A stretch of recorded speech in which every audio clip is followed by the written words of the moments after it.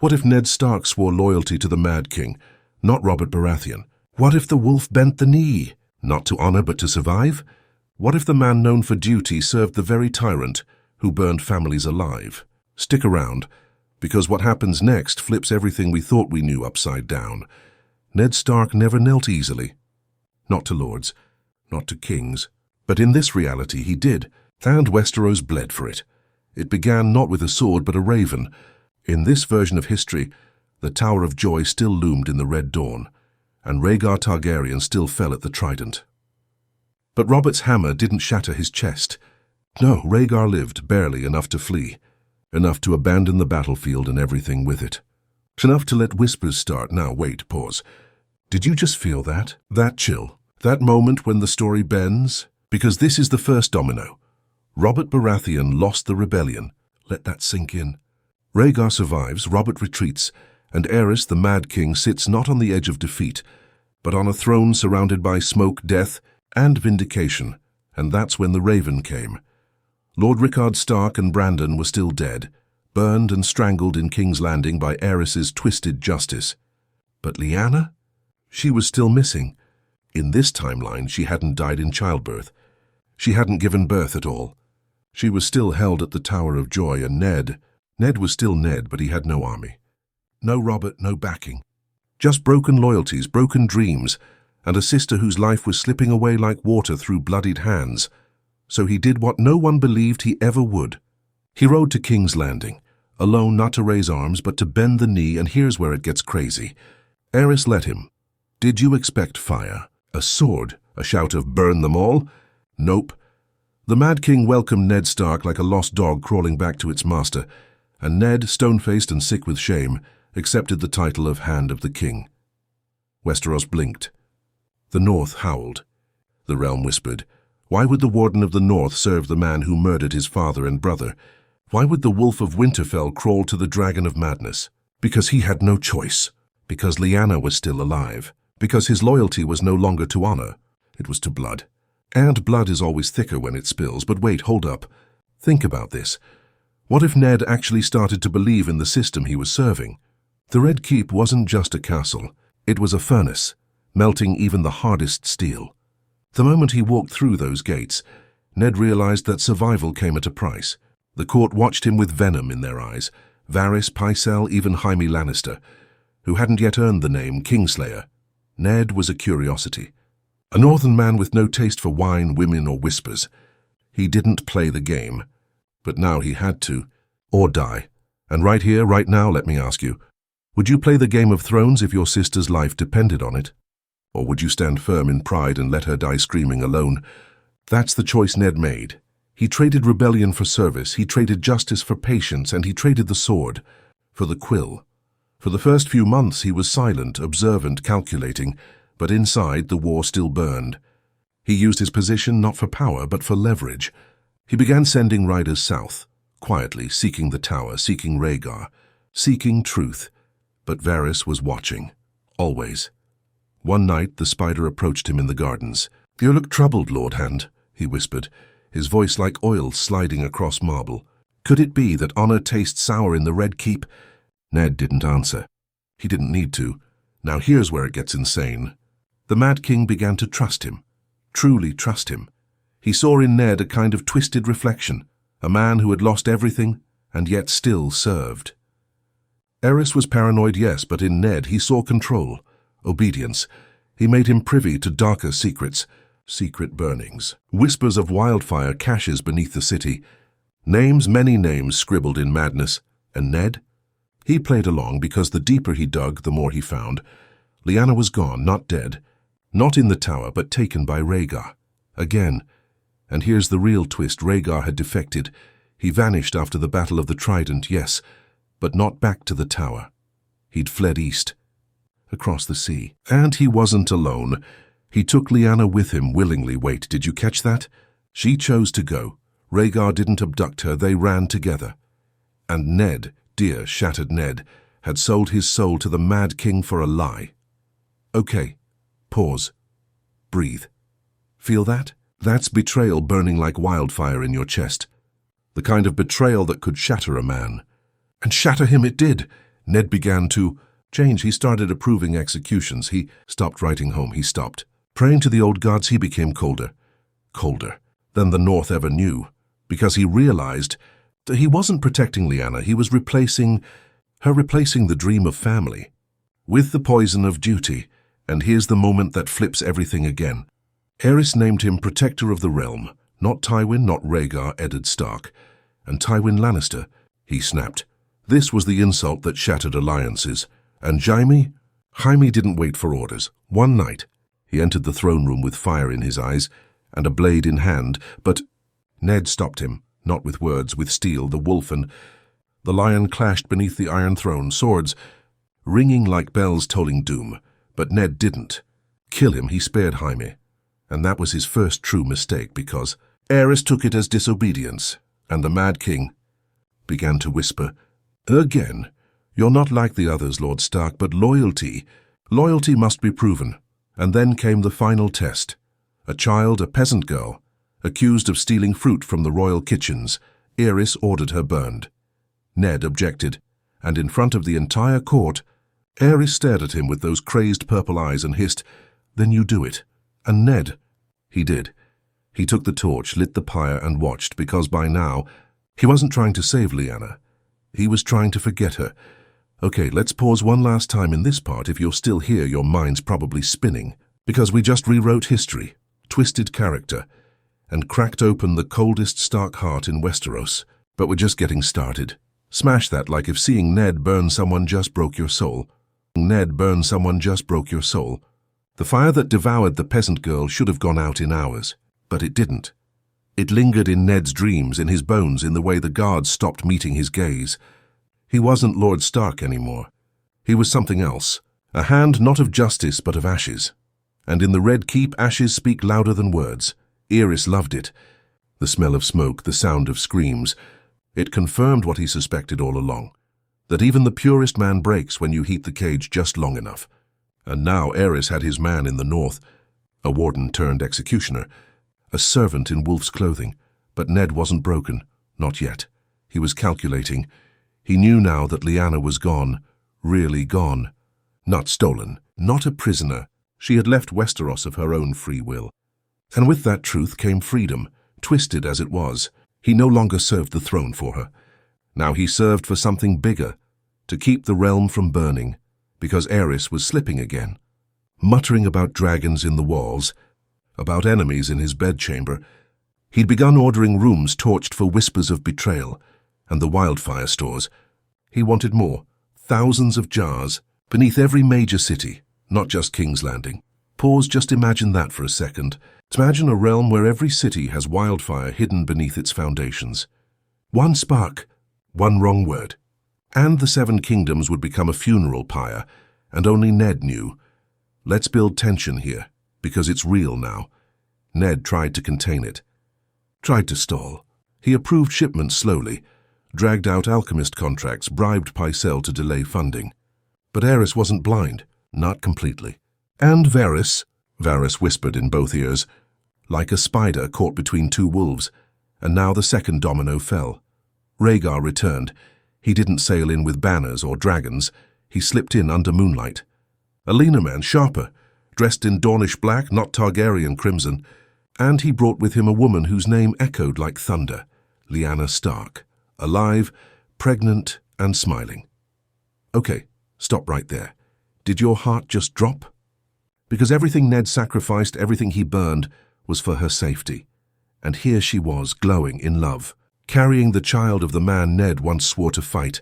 He saw them in the Godswood behind the Red Keep. She didn't flinch, didn't run, just looked at him with eyes that asked why. And Ned, he said nothing, because what could he say? That he killed a girl to prove loyalty? That he now served the same monster who murdered their father? That honor had been sold for nothing but smoke.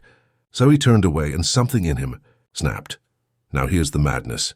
Aerys welcomed Rhaegar back like a son from war, forgave him for running, claimed the child in Lyanna's womb as the future of House Targaryen, but not as prince, as a god. That's when the true cult began. The Mad King declared that his bloodline had ascended, that his grandson would be the living flame, the dragon reborn.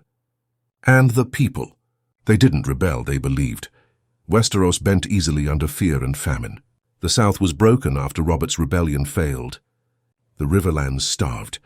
The north was leaderless, and in the middle of it all stood Ned Stark, Hand of the King, now worshipping a child that would one day wear a crown of wildfire. And here's where the betrayal comes full circle. Tywin Lannister withdrew to Casterly Rock. Cersei was betrothed to a Frey, not Robert. Jaime sharpened his blade and waited, and Varys switched sides. He approached Rhaegar in secret, offered him a choice.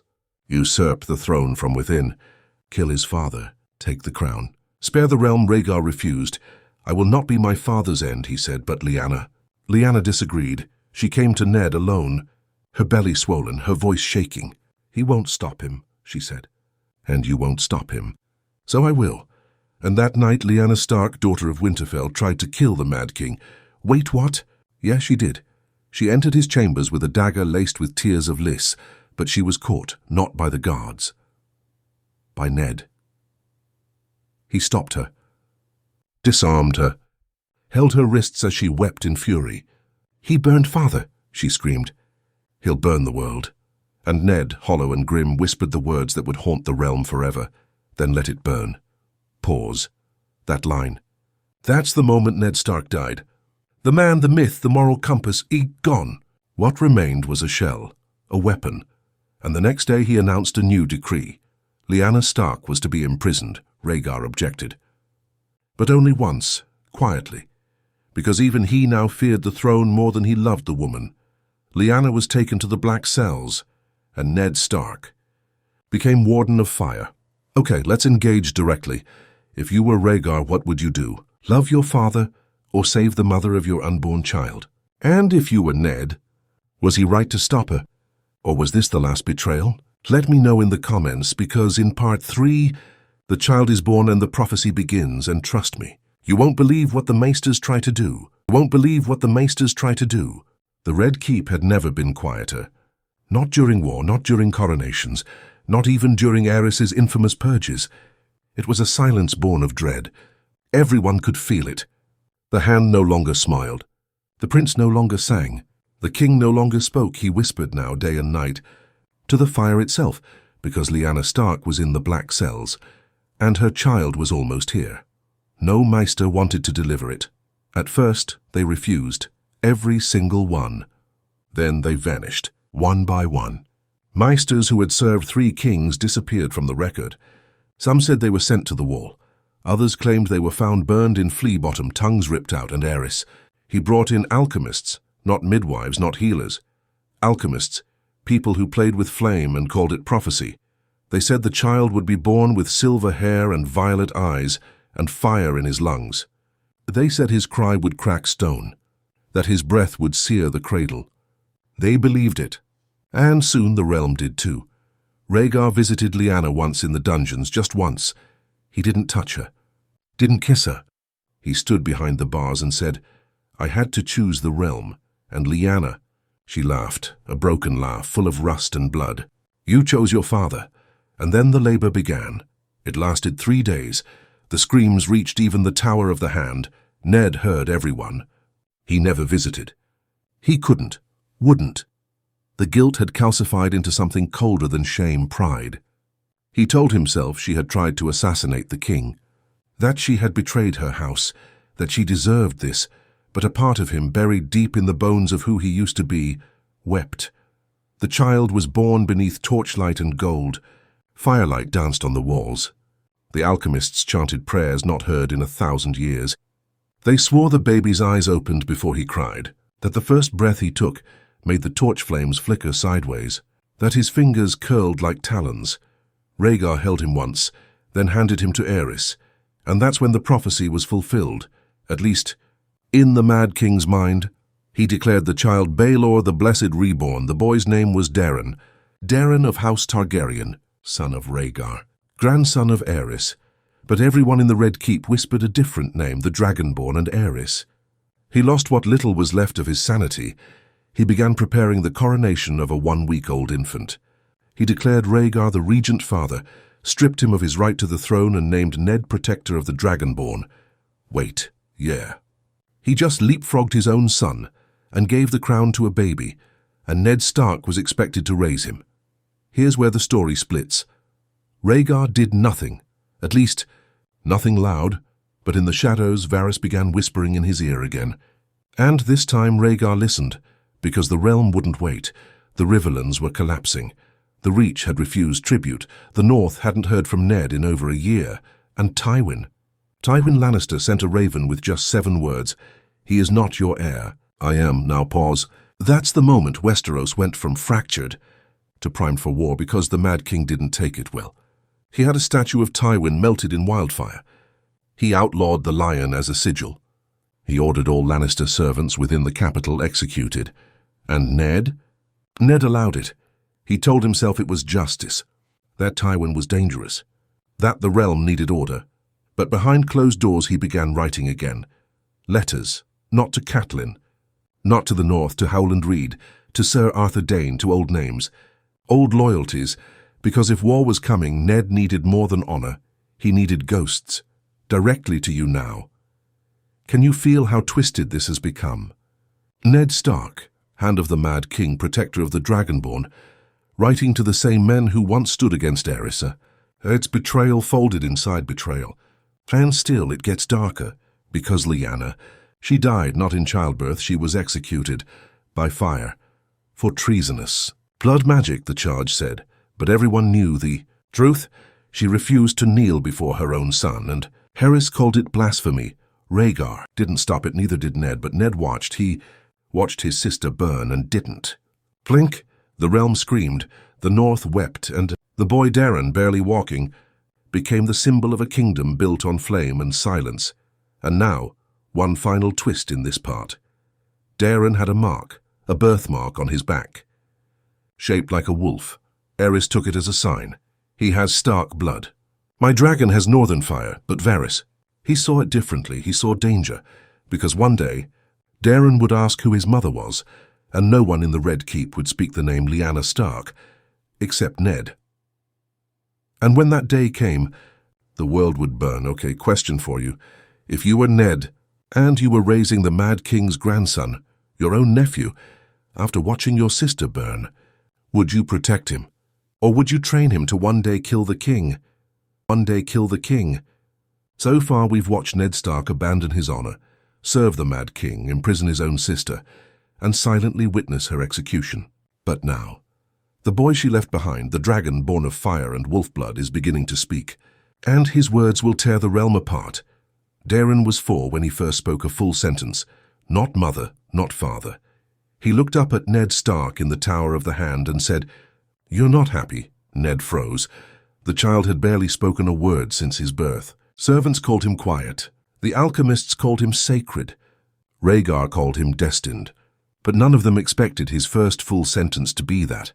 And Ned didn't answer, because how do you explain sadness to a boy whose mother was burned alive for loving the wrong man? From that day on, Daeron followed Ned everywhere. Not the king, not his father. Ned. He sat by the window while Ned read ledgers. He watched as Ned signed orders for grain, for executions, for wildfire shipments. He asked questions. Why are people hungry? Why is grandfather sick? Why do people cry when they see me? And Ned, out of guilt or duty or something darker, always answered, with honesty, they're hungry because the king's gold feeds the fire first. He's not sick. He's insane. They cry because your birth ended hope. Daeron never flinched. He simply listened, absorbed, grew, and when he turned 5, he asked the one question that changed everything. Where is my mother? Ned didn't answer that time, he couldn't, but Varys did. The spider whispered it late one night through the slits of the nursery wall. He told Daeron the truth, all of it. How Lyanna Stark had been imprisoned, how she tried to stop the fire, how she was burned under the very throne her son was born to inherit. The next morning Daeron wouldn't speak, not to anyone, not even Ned. He just sat in the Godswood behind the Red Keep, staring at the sky. 4 days, and then came his second sentence to Rhaegar. Why did you let them kill her? And for the first time in his life, Rhaegar cried, because what could he say? That he was a coward? That he traded love for legacy? That his silence was the sharpest blade? But the boy wasn't finished. He said one more thing, a whisper. So quiet it reached only the man who had abandoned them both. "I will burn this place one day." Okay, stop right there. That line, that single whisper, that's the moment Westeros changed direction. Because while Daeron Targaryen was still a child, his mind had already built a pyre. And Ned knew it. He saw it in the boy's eyes, not hatred, not madness, conviction, a cold, patient flame, and here's where it spirals. The Mad King fell ill. Some said it was poison. Others whispered that the fire had begun to eat his brain. He stopped speaking in full sentences. He screamed at shadows. He painted the walls of his chambers with blood. His guards abandoned him one by one, and Ned? He became the acting king in all but name. He held court, signed decrees, decided who lived and who died. Even Rhaegar bowed to him, but it was Daeron who watched it all, quiet, learning. And one day, Ned brought him to the throne room, empty, cold, silent. He placed the boy's hand on the armrest of the Iron Throne and said, "This is what men kill for." And Daeron asked, "Is it worth it?" And Ned said without blinking, "No, pause for a second. Feel that weight. This isn't just political anymore. This is legacy, trauma, a cycle repeating itself with sharper edges." Daeron began speaking to the people. First in the gardens, then in the corridors, then in the streets. Quiet sermons, stories, questions. Do you know who my mother was? Do you know why she burned? Do you know why the fire still comes first? And the people listened, because he was young, because he was soft-spoken, because his words were dangerous in the sweetest way. And Ned realized something terrifying. The child was more dangerous than the king, more dangerous than Rhaegar, more dangerous than Wildfire, because he wasn't mad, he was aware. Okay, here's the twist you didn't see. Coming the north sent Raven's house. Stark, long silent, had named a new heir Benjen. Stark, and he was marching south with men, with banners, with wolves, not to take the throne, but to take Ned. Back, and the Mad King, paranoid and broken, declared the entire north traitors. Burn Winterfell. He screamed, "Drown the Wolfswood! Kill every Stark cub before they learn to howl." And Ned? He said nothing, because he knew he'd run out of excuses, out of lies, out of reasons to pretend this was still about peace. So he turned to the only person left in a world who could stop the fire before it swallowed everyone whole, a 6-year-old boy named Daeron. "Do you want to rule?" Ned asked him in the Tower of the Hand. Daeron didn't answer, but he didn't need to. The next morning, he vanished. And that's when the bodies started turning. Up, masters, alchemists, whisperers, all. Burned by someone. No one saw the culprit, no one heard a scream, but everyone knew. Daeron Targaryen had begun to clean. House quietly, precisely. And when Ned found him again, the boy had only one thing to say: "I'm not my grandfather, but I'll end him." Boom, okay, hold up. That's our cliffhanger for part 4. Drop a comment if Daeron just became your favorite character, or your greatest fear. Tell me, do you think Ned will help him kill Aerys? Or will he betray the only innocent he has left? The only innocent he has left. Aerys is still alive for now. Daeron is no longer a child. And Ned Stark? He's standing on the edge of a decision that will either save the realm or finish what the Mad King started.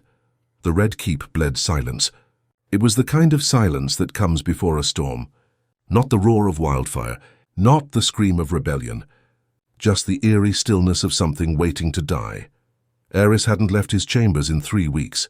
The few who entered said he no longer recognized faces, that he'd taken to speaking to the ashes in his hearth, that he burned scrolls for warmth, that he believed the Iron Throne whispered to him, and maybe it did, because outside his door, the realm had already moved on. Ned Stark ruled in all but name. Rhaegar disappeared from court. Varys vanished. And Daeron? He was no longer seen as a boy. The people called him the Whisper. Prince, they claimed he walked through walls, that birds perched on his shoulder like messengers from old Valyria, that he spoke in dreams and made men hang themselves from guilt. Alone, all myths except for the truth. He had been planning something for months, and only one man knew Ned. They sat across from each other in the Tower of the Hand. Firelight flickered between them. One man broken by duty, one boy reforged by pain. "I want to end it," Daeron said. Ned didn't answer. Daeron leaned in. Not just him. All of it, and there it was, the truth. Not revenge, not rebellion, cleansing. He wanted to burn the throne room. The wildfire stores. The Red Keep. The system. A fresh start. A realm not ruled by dragons or lions or wolves, but by silence, stillness, fear. Now ask yourself, if you were Ned Stark, sitting across from a child molded by prophecy, trauma, and fire, would you stop him? Or would you help him? Because here's what Ned said. I've walked too far in the dark to pretend I still know what's right. Not yes, not no. Just surrender. That night, Daeron gave him a list. 17 names, alchemists, lords, generals, meisters, all who had protected the Mad King, all who had buried the truth about Lyanna, all who had poured fire into the veins of the realm while pretending to serve it. Ned read it once, then burned it, and the next morning, they began to die one by one. Poison in the wine, blades in the neck, one jumped from a tower, one was found drowned in a barrel of wildfire. The city didn't panic, it cheered. Because Daeron had become a symbol. The boy who smiled at children, who played in the street, who listened before he judged. He was fire in a child's skin, but no one saw the flame until the day Aerys died, not by blade, not by poison. He burned, alone, in his chambers. No one could explain how the fire started, but the flames turned green before they turned gold wildfire. The same weapon he once used, the same madness he worshipped, turned inward, and when the smoke cleared, the Iron Throne was empty, melted, blackened, but intact. And beside it, standing barefoot on stone, was Daeron, 6 years old, eyes bright, unblinking, covered in ash, holding the crown, not placing it on his own head, but walking slowly toward, Ned Stark, and handing it to him. Now pause, feel that chill? Because this is the moment you expect redemption. You expect Ned to say no. You expect him to remember who he was, but he doesn't. He takes it, and that's the twist. He becomes Lord Protector, not for the Mad King, but for the last dragon, and here's where it gets terrifying. Daeron begins issuing orders, not as king, as voice of the gods. He abolishes the faith of the Seven, declares the old gods silent, declares himself the heir to Valyria's flame. He rebuilds the Pyromancer's Guild, expands the Wildfire Network, and names a new doctrine, the Dragon's Silence. No sigils, no houses, no gods, just fire, and anyone who speaks against it disappears. So what about Rhaegar? He returns too late. He sees the flames from the hilltop outside the city, marches in sword drawn and demands to see his son. And Daeron, he greets him, kneels before him and says, "You gave me life, I give you death." And Ned? He watches, he lets it happen, because he knows now. This is the price of what he built.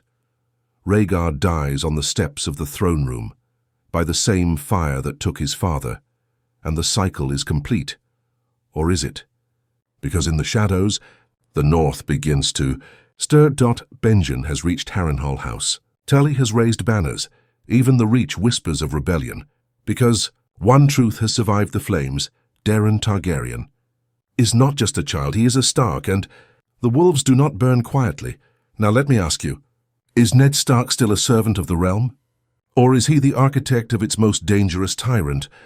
And Daeron, is he the savior? Or the doom that old Valyria dreamed of? Comment below what you think Daeron's endgame is. What you think Daeron's endgame is.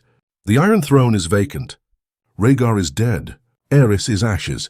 And Daeron Targaryen, son of fire and wolf, rules through silence and flame, but far to the north. Winter is no longer waiting. Snow fell on Harrenhal, soft, quiet, wrong, because snow wasn't supposed to fall in the Riverlands during spring. But Benjen Stark stood beneath the white sky, surrounded by 10,000 men, and all of them could feel it. Something unnatural was moving south. Not just cold, not just storm. Something else. Something ancient. But before the dead rose, before the winds howled, there was still a kingdom to answer for. And at its center sat two beings no longer quite human, Eddard Stark, the wolf who burned, and Daeron Targaryen, the boy without a soul. They had transformed King's Landing into something unrecognizable. The faith was gone. The Sept of Baelor had been reduced to rubble. The Godswood was drowned in blackened ash. The bells no longer rang. Ravens no longer flew. And the people, they didn't rebel because they were too afraid. Daeron had done the unthinkable. He replaced fear of the crown with fear of absence. He stopped speaking in public. He rarely showed his face, and when he did, he spoke only in riddles. Stories, warnings, no proclamations, no laws, just myths. He told the people the throne no longer mattered, that Westeros would become flame and silence or not at all, and those who disobeyed didn't die publicly, they just vanished. Now here's the part where the realm begins to fracture. The North refuses to bow. Benjen's host grows by the day. The Tullys, the Arryns, even certain Baratheons from the Stormlands begin to circle. Daeron calls it the last howl of the past. Ned calls it inevitable. Because even though he sits as Lord Protector, he knows something Daeron doesn't, or maybe refuses to admit. The boy's control is absolute. But his soul? It's slipping fast. He speaks to flames now, not people. He paints sigils in ash and reads them like prophecy. He keeps a burned direwolf tooth around his neck, the only thing left from Lyanna's remains. He no longer sleeps in a bed. He sleeps in the throne room on the melted bones of dragons. And then comes the final trigger. A raven arrives from Castle Black. Just one word on the parchment. They're coming. At first, Ned doesn't believe it. The others? The dead. That was old myth. Frozen tales for children in the north. But another raven comes and another. Then a survivor from Last Hearth stumbles into White Harbor, covered in frostbite and bleeding black. And all he can say is they don't speak. They just burn. Wait, what burn? Yeah, not freeze, burn. Because the dead aren't bringing ice this time, they're bringing silence, Daeron's silence. The dragon's silence. You feel that twist? This is where it all crashes in, because Ned realizes something horrifying. The Night King isn't leading them. There is no Night King. There is no mind. No war, no strategy. Just a force, drawn to fire, drawn to ash, drawn to him, drawn to Daeron. And Daeron, he welcomes it. This is the price, he tells Ned, for what we built, for what we burned. Ned begs him to act. To rally the realm, to fight. But Daeron only whispers, I'm not here to fight the dead. I'm here to end the living, and then he disappears, gone, no trace, just smoke. And the dead begin to walk faster. King's Landing prepares for siege. Not from armies, but from winter's flame. The air thickens with heat and cold at once. Something unnatural. Something wrong. The city cannot flee. And Ned Stark, Eddard, once Warden of the North, now Lord of a graveyard, sits alone in the throne room. He writes one final letter to Benjen. Do not come south. The boy is gone. I made him. I broke him. I let her burn. And now the gods will not answer. The fire is alive, and it wears our name, forgive me. He seals the letter, ties it to a raven, and walks to the base of the Iron Throne. The ash from Daeron's birth still lines the floor. He kneels, not to the throne, but to what's left of him. Because Daeron is no longer a child, he's no longer even Targaryen, he is fire itself, and when the gates of King's Landing break, not from siege, but from silence, the dead do not roar. They do not groan, they hum soft low burning, and at the center of them, untouched, unburned, stands Daeron, cloaked in ash, eyes molten, and behind him, a storm of the dead so hot the city melts. Ned walks out to meet him. They say he never drew his sword, he just knelt again, and Daeron placed his hand on his uncle's head and whispered, Now you understand. Then Ned burned, not in agony, but in peace and the dragons. Silence covered Westeros, no throne, no crown, no names, just fire and ash and stillness. Okay, pause. For the last time, that's the end of this what if. But the real question, was Daeron right? Did Westeros deserve cleansing, or was he just the final curse of House Targaryen? And Ned, did he break the realm, or save it from something worse? Let me know in the comments what you think, and smash that like button if this timeline absolutely broke you, because if you thought this was dark, wait until we explore. What if Catelyn Stark became the Night Queen instead of Lady Stoneheart? Subscribe, because the gods are just getting started. Gods are just getting started.